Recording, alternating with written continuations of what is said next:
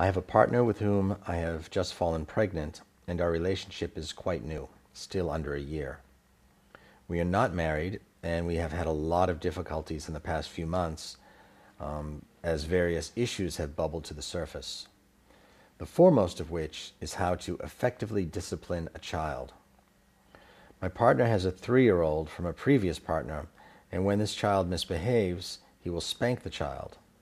I've spoken very clearly about how I feel about spanking and why, and we've had many arguments about it. I'm obviously against it. The person writing the question is saying. My concern is that he will also spank our child that I'm bearing, and I totally disagree with that. I've offered him books and papers about the negative sides of spanking, and he has not read them. Where do I draw the line? Good question, and a very poignant one at that. Now, again, it's also very subjective. I mean, it's not my place to tell you where to draw the line. That's something you have to decide for yourself. I can share my teachings on the subject. There is never a time when striking a child or any other human being on the planet is needed or warranted, nor is there any time whatsoever when it is effective. It is 100% of the time violent, abusive, counterproductive, and will only serve to alienate your child from you, if not immediately, eventually. And it does happen immediately. It's just most of the time very suppressed and kept quiet. But the resentment builds with every strike, as does the building disrespect and the alienation. And even if you don't think it's ever there, it'll always be there. Repression is a very powerful thing that many people do and use, but it is wholly and completely negative, non-loving, and never appropriate. So, but where do you draw the line? That's up to you. Some people believe in it, and they say, oh, from the old school, and a good smack on the back of the head, did us well, look at us, and blah, blah, blah, blah. But if you look at how many families are dysfunctional, as opposed to how many are functional, the numbers are skewed so disproportionately, you'd be hard-pressed to find a happy, functional family almost anywhere. And also, if you look at the success rate in marriages, the divorce rate is higher than the marriage rate, and almost all marriages fail in one way or another. If not separate or divorce, fail in other measurable ways in terms of happiness, harmony, closeness, intimacy. So if you talk about a happy, wholesome family and in a happy, wholesome marriage, you'd be hard-pressed to fill a small house if you went through an entire country.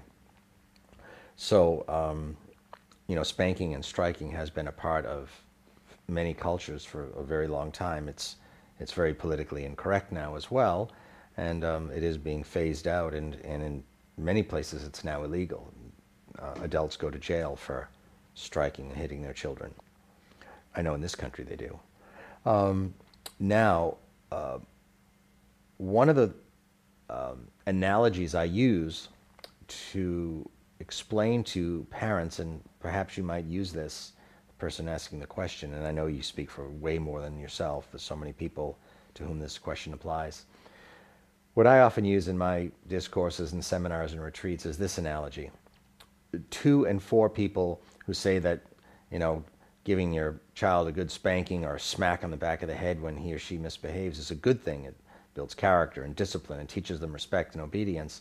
To that I say, by that same theory then, it would make perfect sense, and be equally appropriate and healthy if you made some mistake at your employment for your manager, office manager, to come up and smack you, cuff you in the back of the head very vehemently, or put you over his or her lap and give you a spanking, or pull your pants down and whack you with a belt buckle. That would teach you obedience and respect and integrity and build character in you. It would be equally appropriate. So my question would be to you parents who like hitting your children, how many of you would tolerate that from your employer? I think once you get that answer, you'll have the answer to how appropriate it is to strike your child. We don't need to read any books. I think that says it all. So, nor do you have to go visit any experts or talk to any masters or psychologists.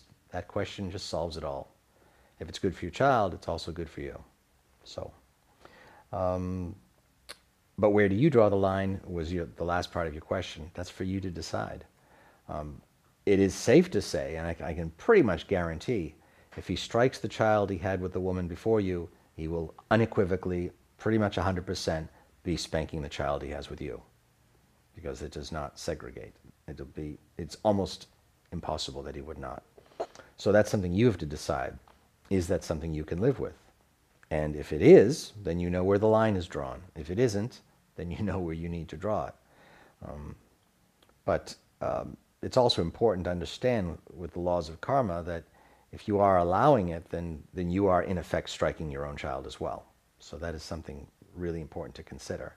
So if you're watching someone abuse your child, you yourself are abusing the child. So you might as well be striking the child yourself if you're allowing it. But again, that's up to you.